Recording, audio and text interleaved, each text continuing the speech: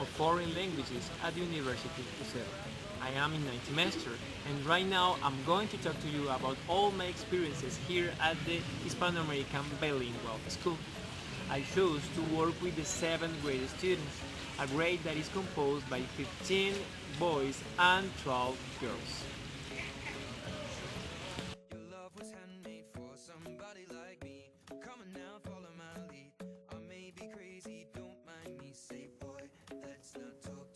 Teaching in lifelong is a profession that requires to behave like a permanent searcher of information and the necessary skills to become a better professional. Those are the reasons why the key purpose of my teaching practice was not only to share knowledge, but also to create effective and stimulating opportunities for learning the second language. During the classes, I realized how important it was for me as teacher to transport the children to new environments, where they were completely available to acquire the language by playing, interpreting, singing, writing, and giving their opinions, ideas, and comments about how to teach them properly. Undoubtedly, one of the greatest challenges I had to confront was the creation of the lesson plans, besides the identification of the classroom's English learning failures. One of the failures found in the students was the current missing of communicative approach. It was also possible to find a relevant writing skill shortage. The students couldn't write properly any text asked with general or specific information. Being these the reasons why 7th grade was chosen, I decided to focus my articulating shaft of the teaching practice in its development and use in any context. The methodology used to teach the students was based principally in the development of reading skills, accompanied with proper listening and speaking activities, where the children were available to manage with information provided during the English classes. As one of the principal strategies, it was opted to teach the students how to use the language in any context, by reading and commenting books where they could make comparisons between the most important aspects on the text and situations of the real life involving their lives. Based on the bilingual school's teaching way, conceptual pedagogy, the classes were directed to build the three systems of human mind. The first one is the expressive, where the students could give their opinions and ideas about the topics to work in class, as they could feel they were accepted.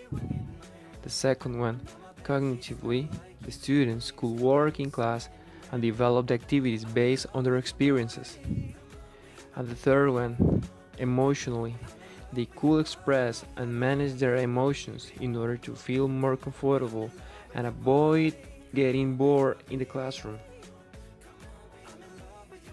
To evaluate the students' current English level, I used several resources during the development of the first and second terms in the school.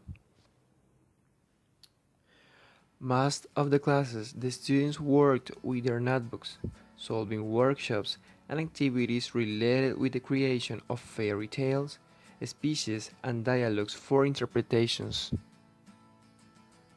Some videos and movies of general interest were shown briefly in class to get the students involved in real situations of current news, like care of nature, preservation of social and cultural environments, and relationships between friends and family. As teacher, I've had the opportunity to find many different kinds of schools, classrooms, and students. All of them have shown me how to create magnificence of teaching. The great experiences involved in the way every student learns to confront the world. As a private school, I could found that the students could work properly with the activities proposed by the teacher. Their previous education showed me how their home environment affected positively their behavior in class, mostly because of their economical level.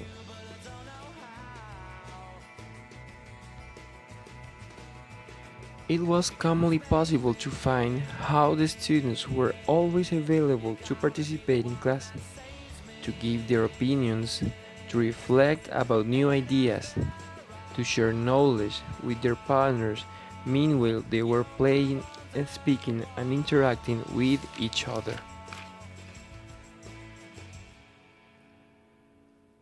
As teacher, my principal job was not only to try but to ratify my role as a clear instructor who improved strong communication, active listening, motivation and encouragement as I gave advices and clear instructions to let the students understand properly the topics seen in class. As a result of the different learning exercises done in class, the students could achieve all necessary skills to develop their communicative level, their reading comprehension, and their writing skills. As evidence, during the classes, the teacher opted to ask the students several times for assessment where they could give information and identify principal ideas in speeches and writings. I also asked the students to create their own classroom environment where they could work in groups in order to develop some learning activities such as interpreting, acting, singing, and reporting stories. All those classes were given to the preschooler students. Now, to conclude, we can say that all those positive and negative aspects from the classrooms are important to emphasize in the permanent needing to understand the learners, their characteristics, needings, and motivation. A student needs to be understood, to be listened, and the student needs to deserve to be treated as one equal in the classroom and outside of it. Thank you so much for your attention.